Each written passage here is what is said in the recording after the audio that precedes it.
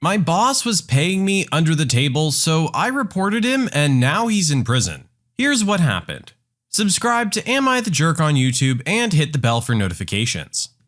When I was in 10th grade, I got into refereeing football for a little league in town. I got hired by a random booster club mom and she tells me that they pay us in cash out of the snack cart money. Fancy part of town selling Voss and stuff. But hey, no problem, I was 16 getting $120 cash every Saturday. So, sounds nice. So, the owner of the league, we'll call him D from here on out, was a generally nice guy and had a son on the team. D was the guy living all of his failed childhood through his 9-year-old kid. The season was going great except when I had to ref his games. He would get mad at any call involving his son, no matter what happened. If this kid was on the line and went offside, we were expected not to call it. Well, I like to make things as fair as possible for kids, so I would always call it. This would set him off and he would come running from the sidelines yelling at me. I tried to talk to him multiple times, but his reply was always the same. It's my league, so it's my rules. So I moved on and just kept doing me. The season was winding down and his kids' team happened to make it into the championship game. The head coaches get to choose one referee each. D chooses Doug. Doug's cool. I like Doug. And the other coach chose me. D calls me midweek telling me there was going to be an NFL rep there to do the coin toss and evaluating the league for a sponsorship. Annoyed with his mid-game disruptions, I decided to have some petty revenge and try to peeve off D in front of the rep. On the day of the game, I show up and act just like always. Got everything set up, then called out the captains. Out comes D with his son and the other coach with his captain. We get everything started and at first I let the little things go. I feel giddy, but I know I have to let the kid win a bit so he really feels the burn. The score was tied with 4 minutes left when I saw an opportunity to strike. It was 4th down on their own 15. D's son was at quarterback and instead of taking the snap from the center, he said hike and picked up the ball. Normally I would let this go, but it was D's kid so I tossed my flag. Expecting a 5 or 10 yard run, you could imagine I was a bit surprised when he took it all the way for an 85-yard touchdown. Everyone on their sidelines is going crazy, including D, when the other coach starts yelling, "Hold up, flag, there's a flag!" I call a meeting in the middle of the field and explain what happened. D wasn't having it. He was staying surprisingly calm, and he said I could either declare it a touchdown or take off my uniform. So screw it, I quit.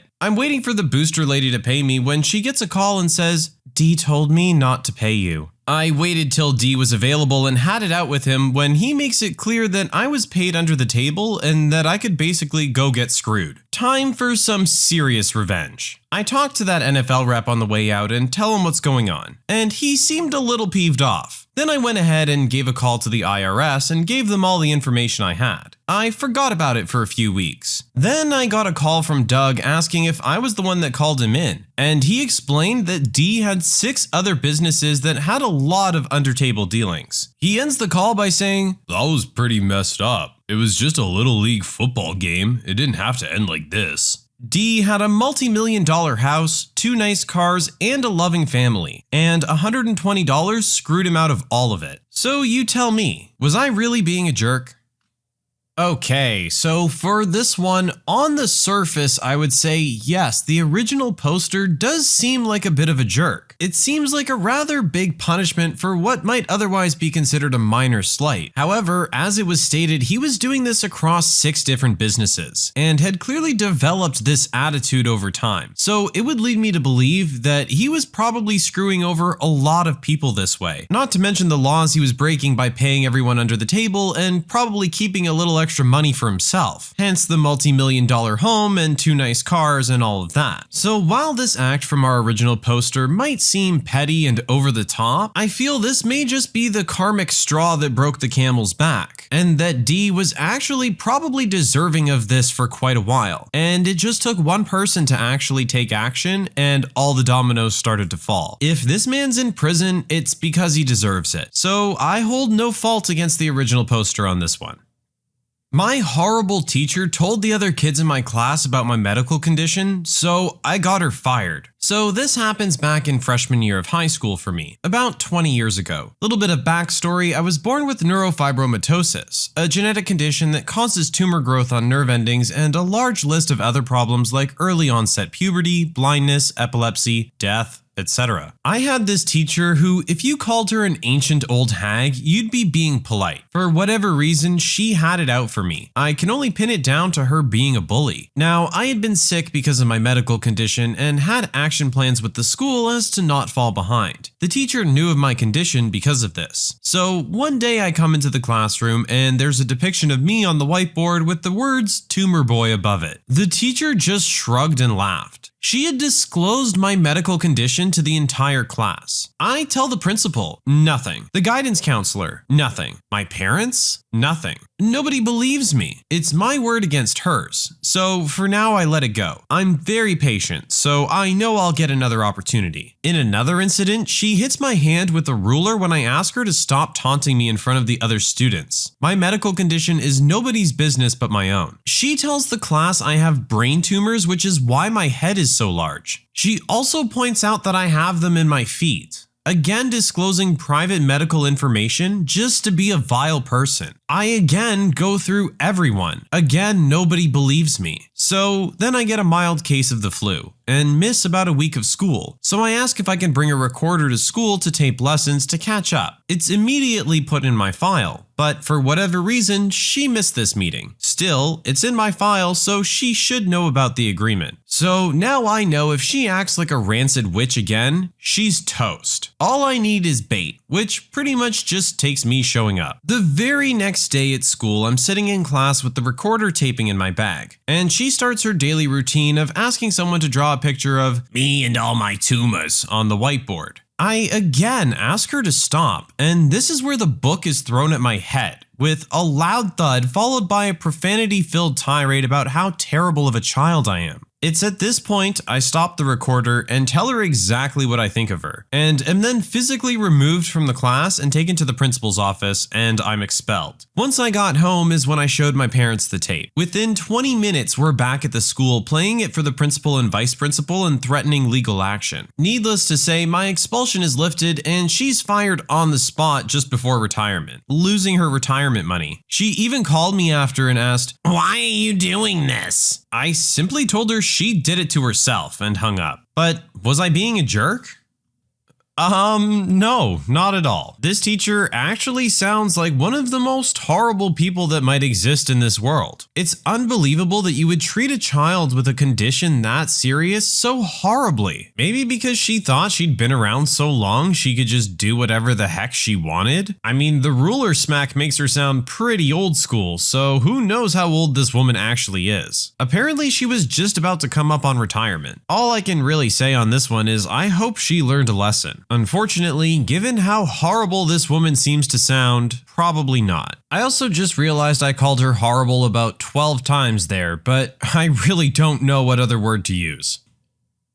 Thief tried to steal my car, accidentally filled it up with gas, and brought it back to me instead. My first car was a 1984 Jeep CJ7, a pretty sweet ride for a dirt poor teenager in the 90s. I was working midnights at a gas station and loaned it to my brother who was taking a date to a party. I got a call around 1 a.m. from my brother who told me he left the keys in the Jeep and it was stolen. I was devastated. I was still on the phone with my brother when the thieves pulled my Jeep into the gas station to fill up on gas. As luck would have it, the gas gauge on my Jeep was broken and always reads empty. And I worked at the only 24-hour gas station in the area. I pressed the silent alarm and proceeded to fill up my Jeep. It was a full-serve station. When the thieves were out of the Jeep, I saw an opportunity to slip the key out of the ignition and into my pocket. They paid for the gas and argued amongst each other who had the keys last. The delay was enough for the police to arrive. I had to explain the story to the officer half a dozen times before he understood. The thieves had this stunned look of disbelief on their faces I'll never forget. The cops were belly laughing telling the story to dispatch. All the while, the thieves sat in cuffs in the back of the squad car. The story made most of the major newspapers the following day.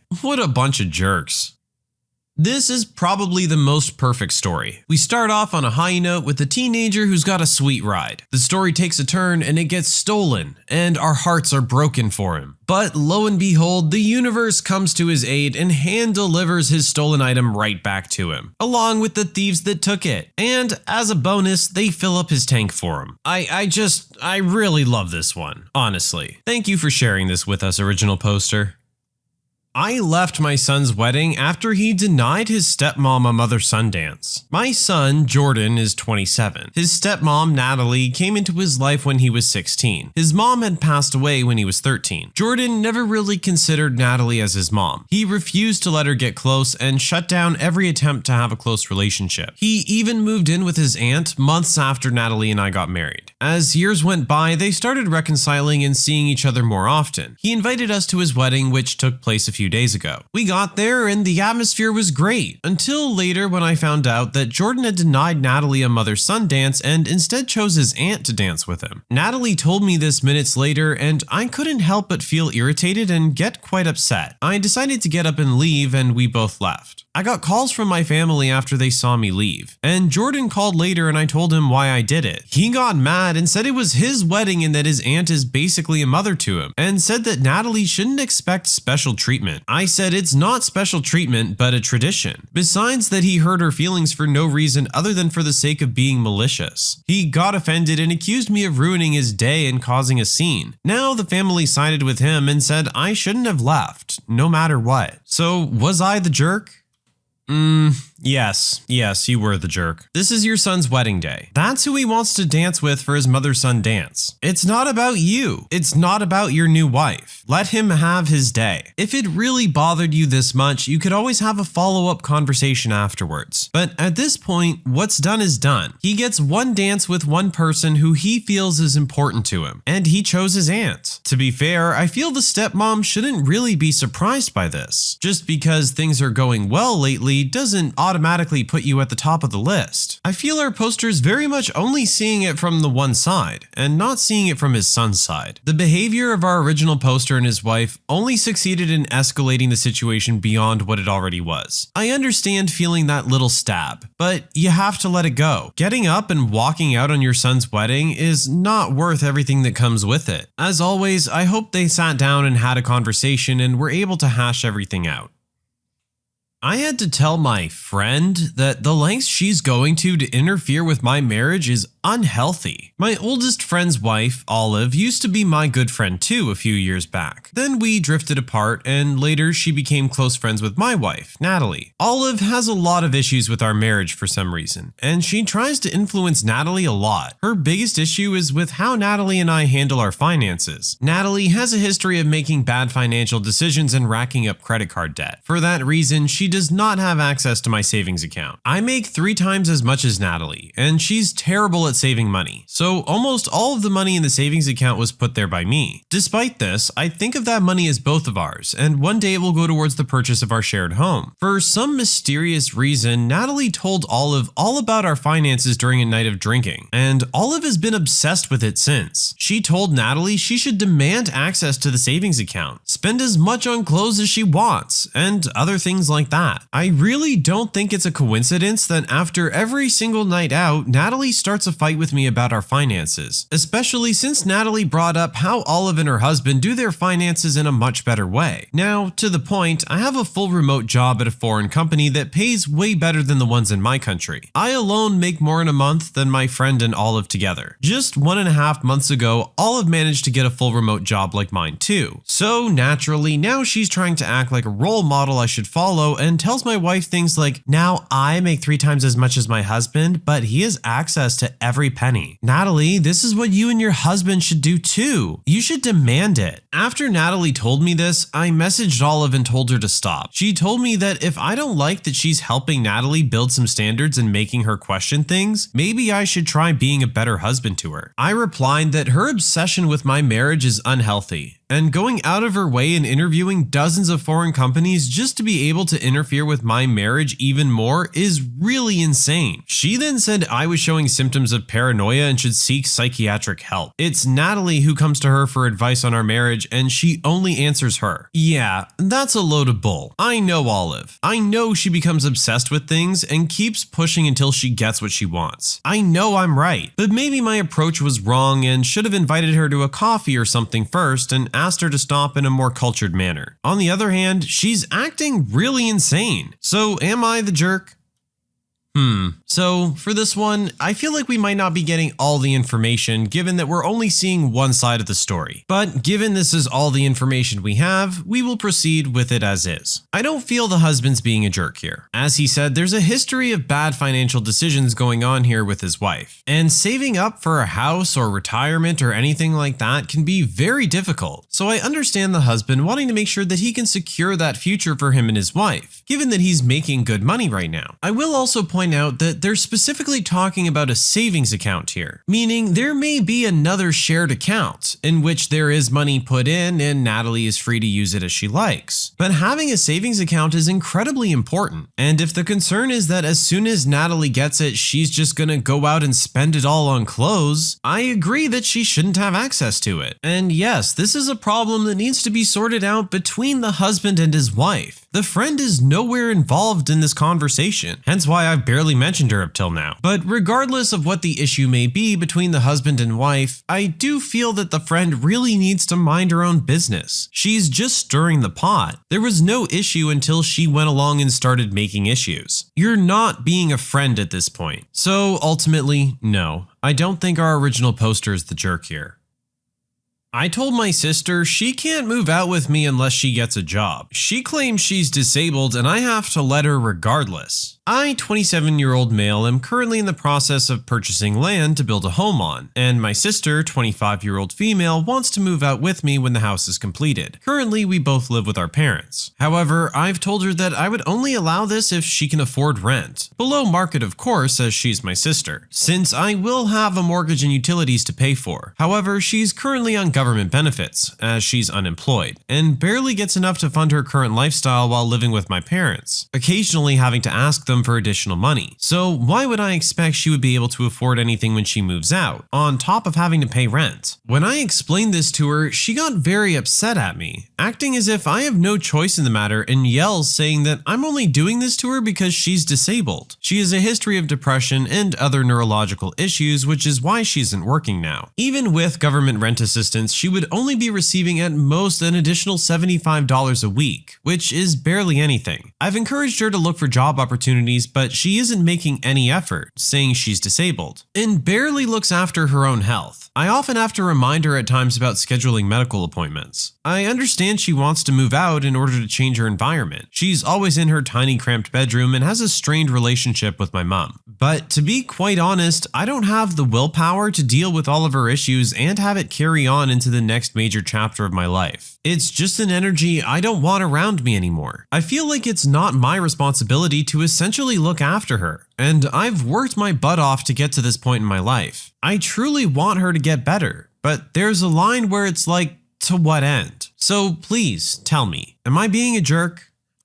Okay guys, we're going to be getting a little deep here with this one. For the original poster, yes, you are being a jerk. But I also see where you're coming from. First, we'll start out with how you're being a jerk. Depression can be something that's very hard for other people to understand when they've never gone through it themselves. It's not just a mood swing. It's not just feeling down. It's a feeling of absolute hopelessness. And that can stop you from getting up and doing almost anything, jobs included. People who suffer from depression are prone to bouncing from job to job. You can start at a new job and feel good about yourself for a little bit, but eventually things will start to turn and you feel like things are going wrong around you or you're not achieving what you wanted, and all those feelings come back again. And in these instances, taking a step back can be what that person really needs. benefits. The government has decided that she's eligible for a disability paycheck due to her condition, meaning that it's not anything minor. Our original poster also mentioned a strained relationship between the sister and mom, which could be the main reason why she wants to move out with her brother, and this could be a key step in helping her get better. But I understand that you can't guarantee that, and you don't know it for sure. I understand that you've worked hard for everything that you have, and you feel like you're kind of giving her a free ride just because she asks for it. But just know that the path that she's on is not easy. Her life is difficult in an entirely different way from yours, and you could potentially have it within your power right now to make her life so much better. And if that happens, all the other things can fall into place. But like I said, I understand why you're skeptical. You've seen the pattern of behavior at this point, and you honestly don't know if you're going to be able to handle that financial responsibility. But if it is something that you feel you could do for her, I think you should. That's just my opinion though. I'm curious to know what you guys think. Let me know in the comments. This one's a tough one. When you subscribe, make sure to hit the bell to turn on notifications. Put the playlist on in the background to finish listening to all the stories, linked at the top of the description. And if you like Am I the Jerk, give Am I the Genius a shot, linked in the description as well. Either way, thanks a lot for watching, and we'll see you guys next time.